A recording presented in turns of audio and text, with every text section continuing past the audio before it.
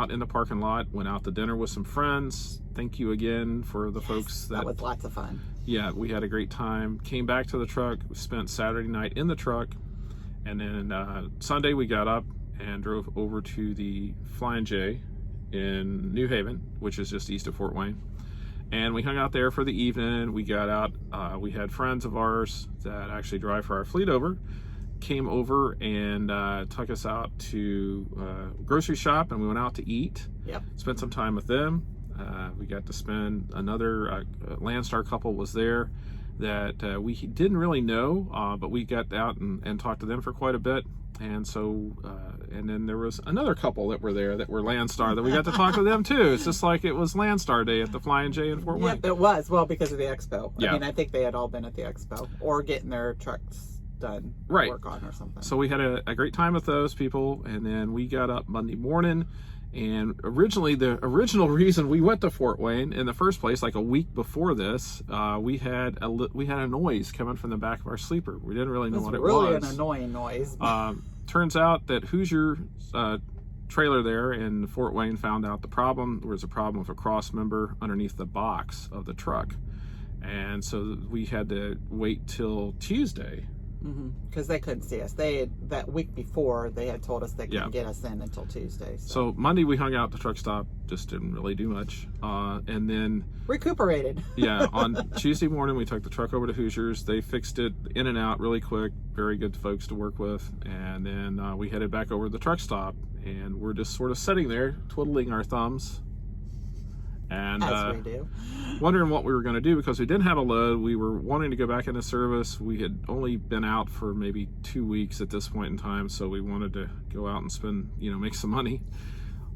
So we got a call from an agent, and we have done many loads for her. Really loved working with her. Yeah, and she said, "I have this load, but it doesn't pick up till Thursday. Would you be interested in doing it?" And we're like, "I guess so." So we did. Well, can I just slow down right there? That is one of the more difficult things about doing what we're doing, is like when someone calls us up and says, can you take a load, 2 days out? It's just like, well, we might be able to get a load and we might not. But then, we really enjoy working with this agency. So it's just like, we can wait a day. But that's one of the more difficult decisions, I think, in what we do. And this load did have a deadhead. We had the deadhead from Indiana over to Illinois, and like I said, it did not pick up till Thursday. But we got over there, picked the load up, no problem. It was coming back to Ohio, and Friday morning we went into our delivery at the time we were supposed to be there. And a couple hours later, we were still waiting to get unloaded. Can I interject again? Interject, which has nothing to... Remember, you were there waiting, okay? You're waiting again. Just remember where you were at. Yes, you're waiting again. Well, most of you probably... You all know we're from, the Buckeye State, right? So we had just been home like the week and a half before that or whatever. So we're like, we're going to Columbus, and we're delivering on... It's Friday. And it was just like, okay, well, we don't really want to go back home because we had just been home and we need to stay out and make money. Yeah, but there's always that question of like, okay, we're an hour and a half from the house, Right. What are we going to do? And then back to waiting. But in the meantime, there was a email message came out about a load picking up in Kentucky and going to Arizona that played like really well. And so I hopped on the phone and called the agent and said, hey, this is our situation. We're sitting here waiting to get unloaded, and that load has to be picked up in Kentucky at 2 o'clock this afternoon. I think we can make it, but can you call them and see if we're going to make it? If we don't make it, how late will they load us? And so he did. And that particular customer has appointment times. Yes. But they can be flexible in their appointment times if they know what's going on. So and we knew that about them. Right. So it turns out we eventually got unloaded, and we went off to Kentucky, and we made it. Yay! Just right about the time we said we would be there. We got loaded. This was another refrigerated load. The first load we had done was a refrigerated load. And then we headed off to Arizona. And this was Friday. We did not unload till Monday. in Arizona, so we had a little bit of time on our hands. We drove out to Flagstaff, Arizona, and decided we were going to spend the day there because it was 113 in Phoenix the day we picked up. And delivered, yeah. When we picked up in Louisville, in Kentucky, it was 113 in Arizona. And so at Flagstaff, it was only supposed to be in the 70s. So we decided we would set up there for, I think we got out there Saturday afternoon, set all day Sunday, and I got up very early on Monday morning and drove us down towards where we were going. And we got unloaded, and yeah, it was hot. It was 91 degrees at 8 o'clock in the morning. Yeah, but you know what? That was the coolest day of the week. That was the coolest day of the week. I know what she's going to say. It's a dry heat. It's a dry heat. Yeah, I forgot to say that. That's what we were told that when we first started driving. I think it was more in Texas though than Arizona.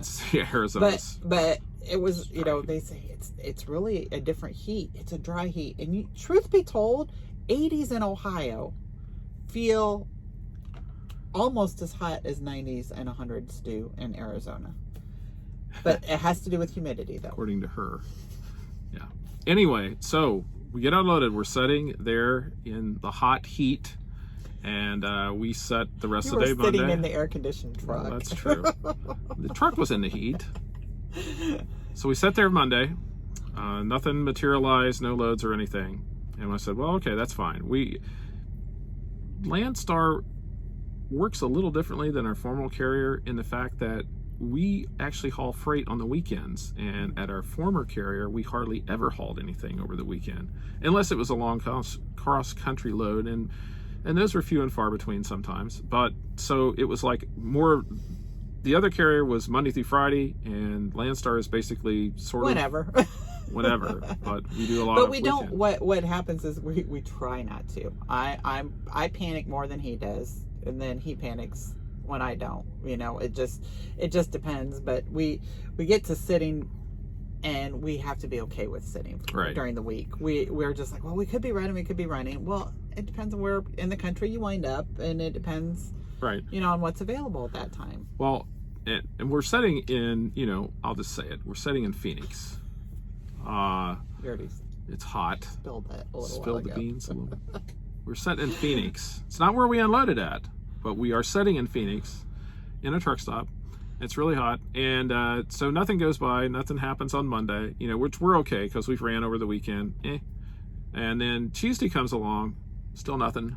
We're starting to see some loads out there, but we're like almost 400 miles from Los Angeles, and any place else in California is like, we're not really going to deadhead that far, are we?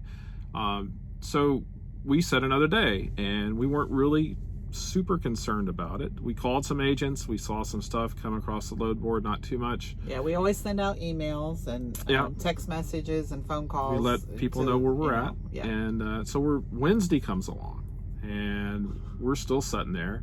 And we were debating on whether to deadhead to California because we had seen some good loads coming out of there, or possibly up to Texas, or possibly even up to Utah. So as we're sitting there deciding, the phone rings, and I get a call from an agent that we have done loads before, good guy to work with, and he said, hey, I have got a load that's picking up like 30 miles from you going to Texas. And we're like, what is it? And how much does it pay? And he told me, deadhead. And hardly any deadhead. And he's just like, it pays good. We get a decent rate out of it for just going to Texas. Texas is a really good area for Landstar. There's a lot of freight out of there. We have been in Texas more times in the 2 years that we've been with Landstar than we were in the entire time we were with the other carrier. So we load up, and we go over and pick up the freight. This like 9 o'clock in the morning. Waited just a few minutes.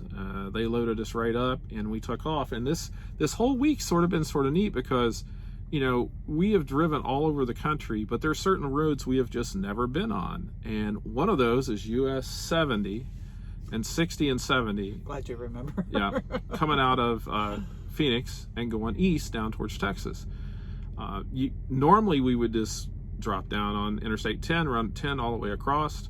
Well, we decided, hey, let's GPS is saying this is like 70 miles closer, and we've never been that way before. And it's a U.S. highway, so. All right, folks, let's face it. Jim likes to take the back roads. Yes, I do. Whatever. And if we have time. I mean, we do. Yes. And a lot of times we make that decision based on, well, is it going to be dark? Is it only a 2-lane highway? You know, but we do. And especially if it's closer. Right. You know. Well, and this was a daylight drive. It was probably going to be really scenic, you know, going 60 and 70 goes up into sort of the mountains east of Arizona. It was really beautiful. And you get to see the off the beaten Yeah, you get to path, see all kinds of weird stuff. You know, not McDonald's and Arby's and Walmart and all that kind of stuff. I will tell you, the latter half of that journey, because Judy started driving, we swapped out. She drove through New Mexico into Texas, and we switched out in Fort Stockton. We got fuel out there at the Loves. One place I hate to drive at night is along I-10 in Texas, because there are like 3,000 deer that like to come out and stand next to the road. Just ask Jim; he's counted every one of them. I've probably even mentioned this before. I do not like that road because there are just deer everywhere, and they stay off the highway. Yeah, because they're not usually dead on the road. No, you hardly ever see one killed, but they're just standing there, and some of them move, and some of them look up at you, and you're like, "Don't move!" And it's just sort of it. I don't like that road. Do other drivers do that too? Stay. Don't move. Anyway, back to the story. They listen to us. We get to Austin, we get unloaded, and in the meantime, somewhere along that run, the same agent we were on called us and said, "Hey, I got another load. Would you be interested in this load?" Where does it pick up? Picks up over towards Houston when we delivered in around Austin. And so it's like an hour, about 3 hours drive over there. And we're like, well, sure. Where does it go? Eastern, middle of nowhere, Montana. Now, I don't think we've ever delivered more than one load into Montana in 11 years. And that was 11 years ago. 11 years ago. That was one of our first loads like, up there. Okay, what's it pay? And he's just like, he gives me the number, and I'm like, okay, that pays really, really well. That we can do pays more than enough to go up there and then come and go somewhere else. We needed to go, yeah. And it was a real simple load. So we picked up, it's 1,500 and some miles. I think it was 1,576 miles. So we pick up, we go through Texas, we go through Oklahoma, we go through Kansas, we go through Nebraska, we go through South Dakota. You all have your maps out. You're just following us, We're just going north. We get up there, and we got to see some of the Badlands, which is pretty cool. And all I can say is at least it wasn't snowing. Wasn't snowing. Went through Rapid City, out through Wyoming, and up into some little tiny burg up in, eastern Montana. And we had to be there by, I think, 5, and I think we got there like at 2. Yeah. So there was not really pressed for time. They even said we could deliver the next day if we needed to. A lot of 2-lane U.S. highways, which is really pretty cool. Most of it was at dark, though, but the Badlands were during the day. Yep. And so we get unloaded. I got looking on the map. There is a Love's that's about 25 miles from there. It's back over on Interstate 90. I don't remember the name of the little town, but it was sort of a new Love's. So we went over there, and we're like, what are we going to do? This is when you take half a day to figure out what is it that you want to do. Yeah, I think we unloaded on a Friday. I think we did this too, didn't we? I think we were going to flip a coin. We did actually flip a coin a few times. Yeah, we did. But it was on a Friday, and we're like, so what do we do? Okay, the nearest big city is Denver, and Denver is fully almost 500 miles away from us. Our other option was to head a little bit further west, but it's like 600, almost 700 miles to Deadhead to Salt Lake City. And, Salt Lake is not really a hotbed. We had a particular reason for possibly going to Salt Lake. Not going to say what it was, but we just had a particular reason. There was some possible freight out there. Possible freight. And actually, we had just chit-chatted with a few friends of ours, and they were just like, head to Salt Lake. All of anybody's defense was they didn't really know where we were at in Montana. We just said Montana. So, but it's a big state. But there's a lot of freight. But also the friends we talked to were all AA&E. Right. So we're not. the freight can be different for all of us. So we spent the night Friday night. We get up Saturday morning. We're like, okay, what are we going to do? And we're just like, well, let's go to Salt Lake City. So, why not? So we started deadheading towards Salt Lake. We went all the way out 90, out to Bozeman. Beautiful countryside. If you went guys out to Bozeman, haven't been out Montana, and started and went on past Bozeman until we got out to US 287. We took 287 south. We got to within where I could have thrown a brick and hit Yellowstone National Park. Saw some beautiful country 2-lane roads that were up almost into the mountains. Kept seeing bison signs, but there were we kept signs. Bison on the road. Yeah, it was not even just bison. Actually, bison crossing. It was bison. We didn't see any. I sort of wanted my money back. So I was thankful because we didn't. Saw some really neat stuff. We ended up Saturday night. We're just like, well, we could drive on to Salt Lake, but it's like another 3 hours away, so let's just stop here at this little tiny mom and pop truck stop, which was really nice, but just sort of out in the middle of nowhere. And so we stopped, spent the night. I got up early Sunday morning, drove into Salt Lake, ended up going out. We always, for whatever reason, end up at the TA out in Tooele, Utah, which is west of Salt Lake City, about 25 miles, basically right on Great Salt Lake. Yeah, we had friends that used to live there. That's why we always went over there. Yeah. They don't live there anymore. So it's just a decent truck stop. We needed to do some laundry.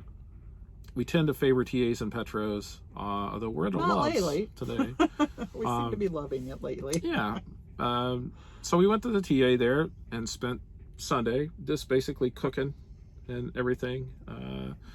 And so we made a Walmart trip. We did make a Walmart trip.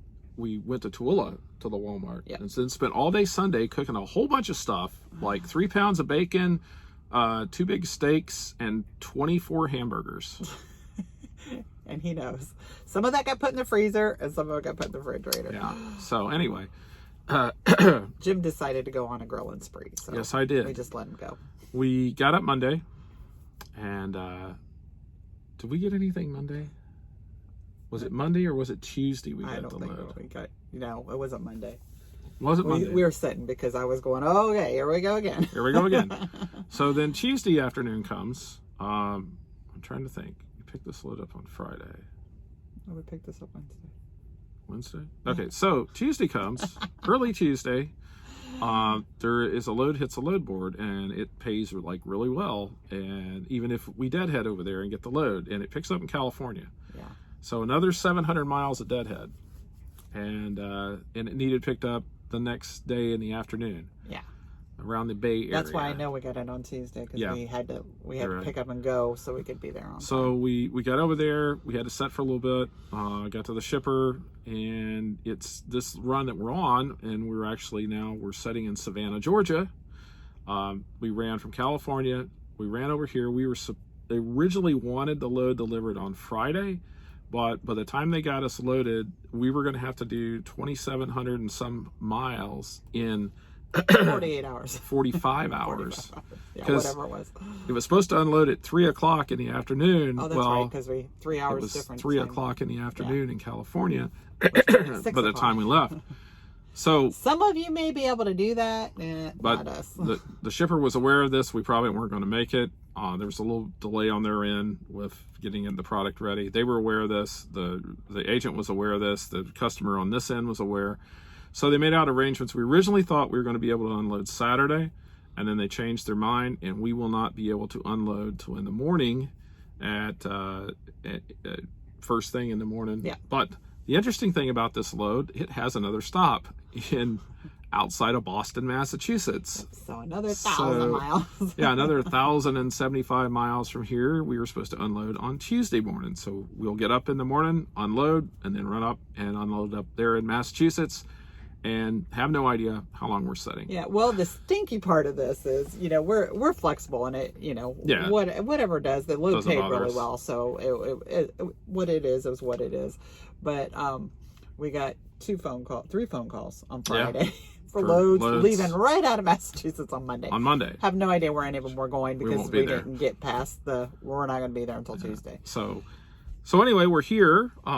Just a quick recap of the last sort of 3 weeks of what we've been doing. I think I figured it up. We have driven, when we are finished with our load up in Massachusetts, we will have driven. Now this is before the expo though. right? No, this is at the Expo? from the Expo. Has it been 3 weeks already? Yeah. Wow. From the Expo, we will have driven a little over 10,800 miles all total.